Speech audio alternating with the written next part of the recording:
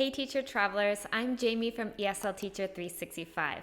Welcome to episode 3 of my Teach English Abroad step-by-step series. Are you a non-native English speaker who wants to teach English abroad? In this video, you'll learn the 6 steps you need to take if you want to work as an English teacher abroad. If you are a native English speaker, then make sure to check out episode 1 if you have a bachelor's degree, and episode 2 if you don't have a bachelor's degree. So, let's get started.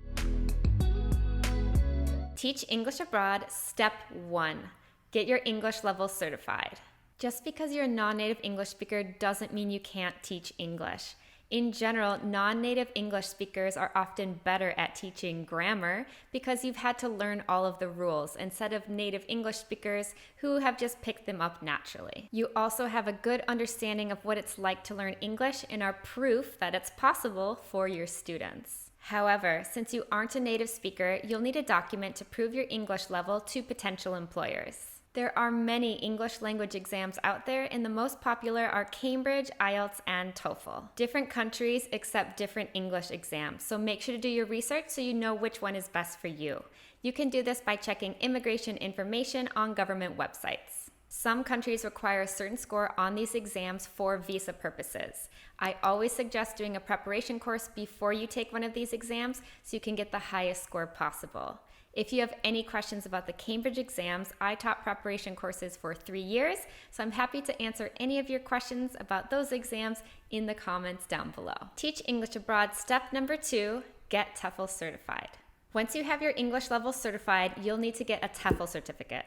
TEFL stands for Teaching English as a Foreign Language, and you'll need a TEFL certificate of at least 120 hours to teach English abroad. It is essential that you have your TEFL certificate before you apply for positions abroad. If you don't have a TEFL yet, I'll link one down below in the description that I recommend. If you are serious about teaching English abroad as your career, then I would recommend looking at a CELTA course. CELTA is the Cambridge brand of TEFL, and the course is quite expensive and intensive, but it's definitely worth the investment. Also, getting a bachelor's or master's degree in TEFL will increase your chances of getting a teaching position abroad as a non-native English speaker. Teach English Abroad step number 3, get some teaching experience. Finding teaching positions abroad can be difficult as a non-native English speaker, especially if this is your first teaching job. I recommend getting some teaching experience as an online English teacher or a volunteer tutor in your community before applying for positions abroad. If you'd like to learn about online teaching, you can check out my resources linked down below. Teach English Abroad step number 4, find teaching jobs abroad.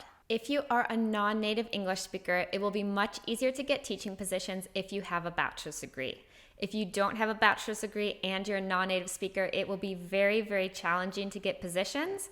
Not impossible, but very challenging, so just be aware of that. If you're from the European Union, it will be easier for you to work in another EU country because you have EU working rights. If you are from outside of the EU, I would suggest looking at jobs in Cambodia, Thailand, and Latin America. If you are from a country where English is widely spoken, like Singapore or India, there are some language assistant programs that are open to you as well. Once you've found which countries you're eligible to work in, you can start looking at jobs on international job boards and recruitment agencies. I'll put some links in the description down below with some international job boards you can look at. Next, apply to jobs through schools directly or through recruitment agencies.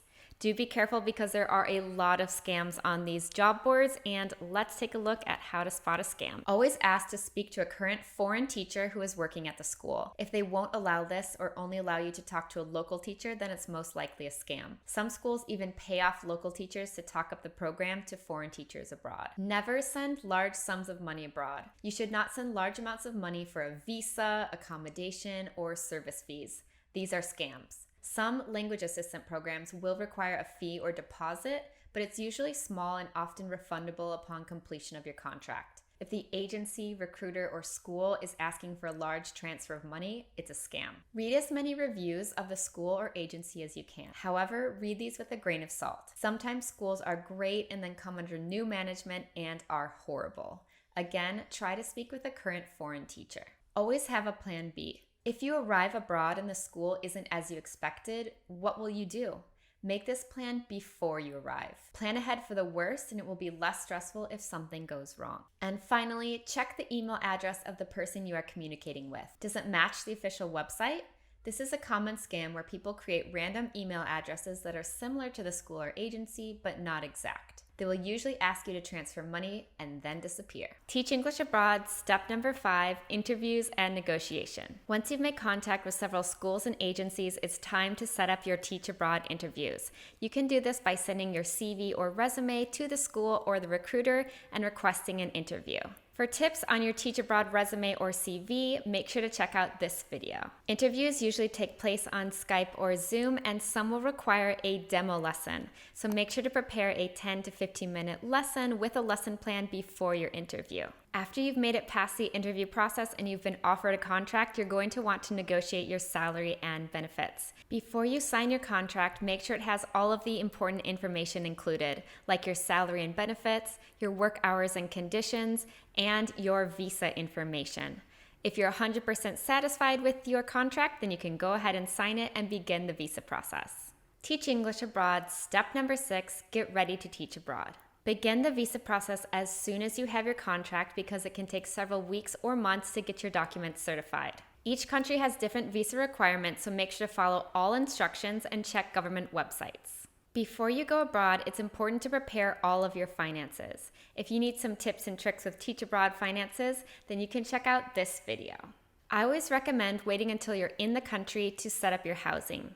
That way you can physically inspect it. And finally, if you're not sure what to pack, you can check out this video on 7 tips for what to pack when teaching English abroad. I hope this video shows you how to teach English abroad step by step as a non-native English speaker. Where would you like to teach English abroad? Leave a comment down below. Make sure to subscribe for more Teach Abroad videos and give this video a like if you learned something new today. Thanks for watching, and I'll see you in my next video. Happy teaching, and remember, the world is yours to teach and explore.